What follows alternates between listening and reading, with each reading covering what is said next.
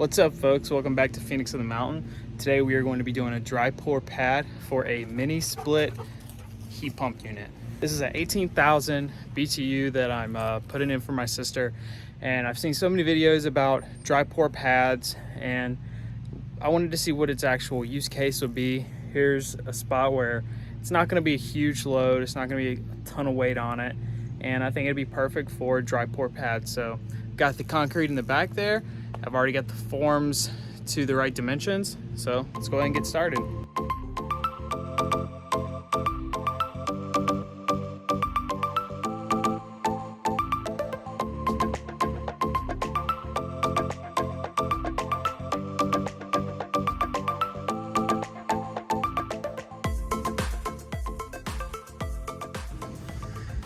All right, so I went ahead and removed all the plant matter and stuff like that from where I think the form should be. Now it's time to go ahead and start laying out my forms.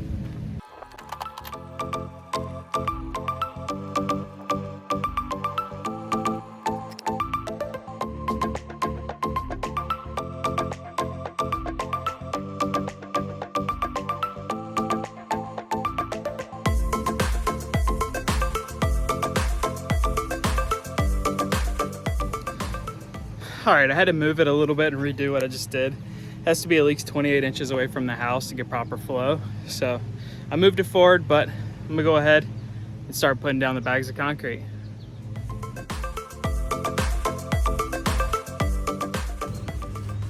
So a lot of people have experimented with several different ways to do this. There's one person that actually watered it down mid-layer. Do not do that.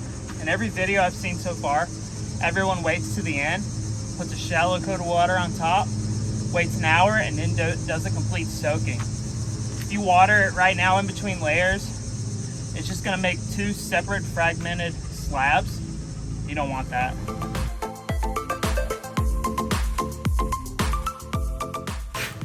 was talking to my dad about this video.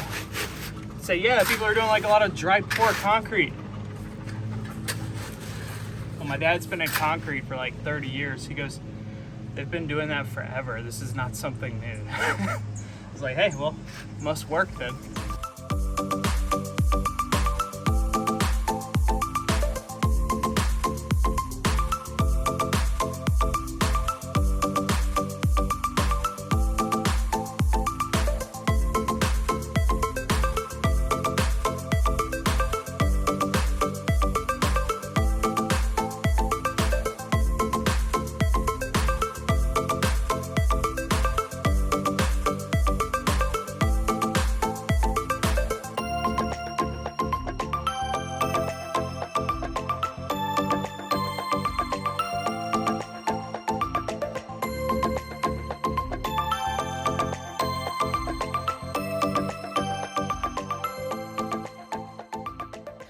So I'm gonna go ahead and grab the mister and put the first layer of water on there, let it harden up. Let's go find the mister. My sister's water hose situation leaves a lot to be desired. So hopefully this goes right. There we go. Perfect, just like that. Maybe it'll stop.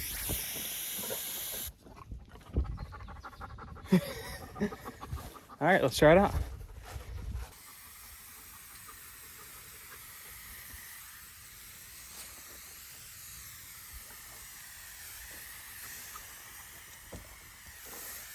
So lights, hey, get back, get off.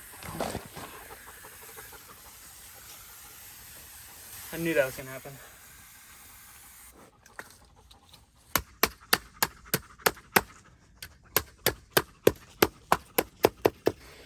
Like, I get it, if you don't have water, I could see it making sense, but like, you get a 5-gallon bucket of water, mix it up in a wheelbarrow or whatever you gotta do, and you call it a day. Like, it smooths easier, fills in easier. It's arguably gonna be stronger. but whatever.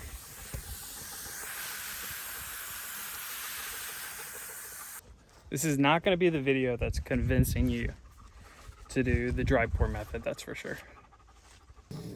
All right, so it's been about 45 minutes. I'm gonna go ahead and give this thing another misting. Even after spraying all that water on the top, it's not really pooling up at all. It's not getting really soft, which, I mean, that's the intent of that first watering, now going on the second. So hopefully that water is seeping through into the spots that were unmixed, and we're supposed to wait another hour and then come back and spray it again. All right, so I am back and ready for the next misting. Feels pretty solid. It's in kind of the center areas, but it seems to be a little soft still around these edges. So I'm gonna hit it again with some water. I'm probably gonna leave it for about a week.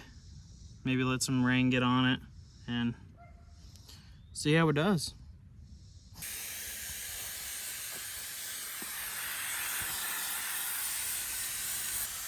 As you can see, the water kind of just soaks straight through.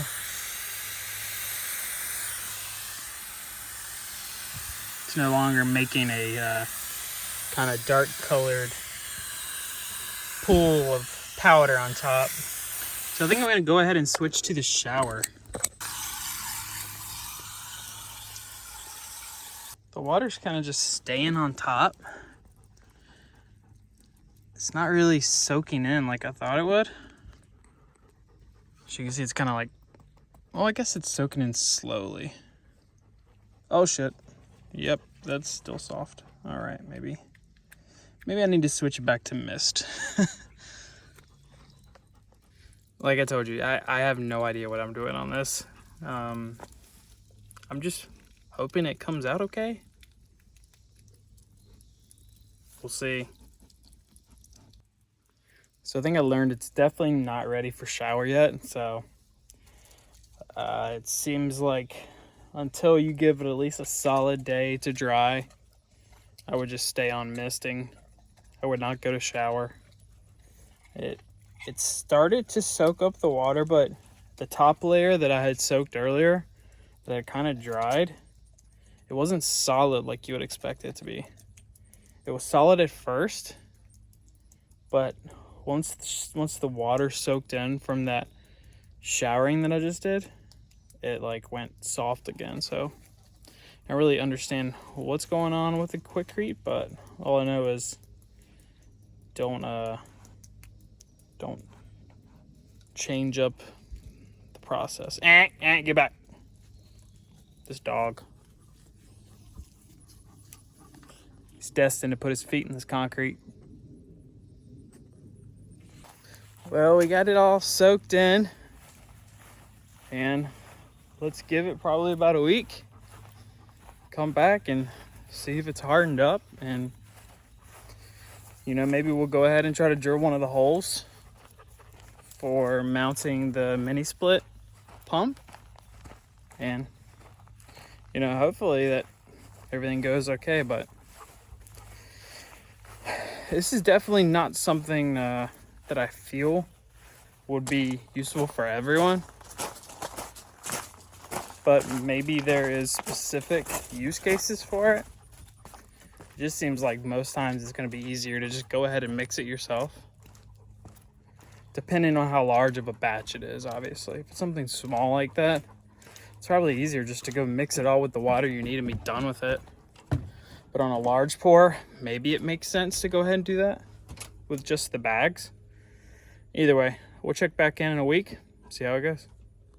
All right, folks, so it's been a week since we've done this dry pour, and it's rained off and on several times, but for the most part, it's been high 90s each day. And I think it's probably sufficiently watered at this point. So let's take a look after 7 days and see how the dry pour pad looks. So as you can see, there's some top pieces that, didn't really hold well. That's just because, of my method of finishing wasn't very accurate, but I mean, it feels pretty solid. So let's go ahead and take off these forms and then see what it looks like on the sides.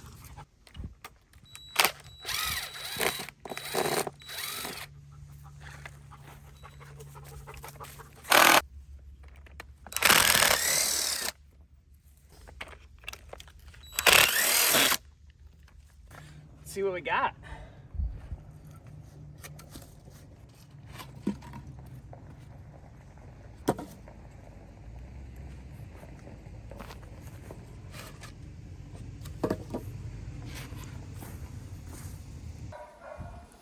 All right, so just got the forms off, and quick glance, I mean, this is pretty good. Everything seems to be relatively solid. There's not a lot of porosity in the sides, and for the most part, there's nothing that seems to be concerning. It feels solid all the way around. So the next test is, how's it gonna hold up when I drill some concrete screws through it? So let's see how that goes.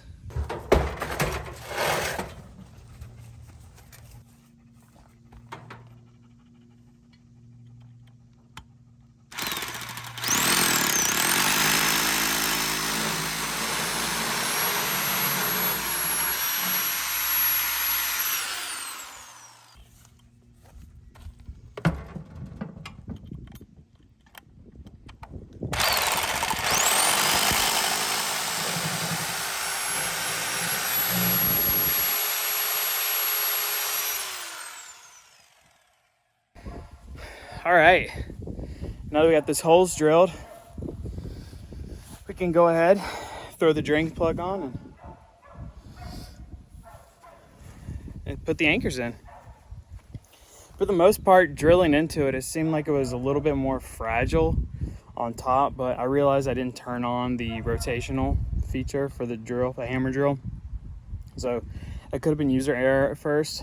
It seemed like the other ones went in pretty easy, but I still feel like that top layer is just a little softer, and you can tell that just from looking at it, you know, not even drilling into it. So I'm gonna throw these lag screws in for the concrete anchors and see if it does what it's supposed to do.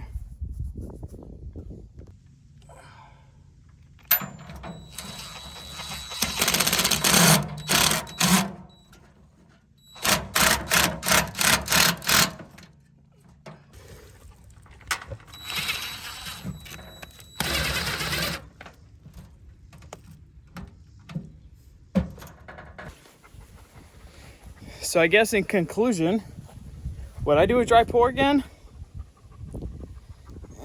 Maybe. I think it really just depends on what the application is, what the point of it is. Do you have water close by? Are you in a hurry? Is it something that's critical, or is it just to give a hard, compact surface? These are all questions that will probably lead you to whether or not that's the decision you want to make. But I think for something like this, where you're just going to be holding an air conditioning unit, a small one at that, and you need something to just mount it in the meantime, I think that's gonna do its job perfectly. So, like I said, I'm no expert on dry pour pads. I've just seen all the YouTube videos and thought I'd try one out for my sister here while installing this mini split unit. But I'd say it works good for me. So thanks for watching, guys. Phoenix of the Mountain, like, subscribe. Got some more updates coming on the tiny house, getting some wiring installed. So go ahead and hit the subscribe button so you can continue to follow our journey on that if you haven't already. See you. Take care.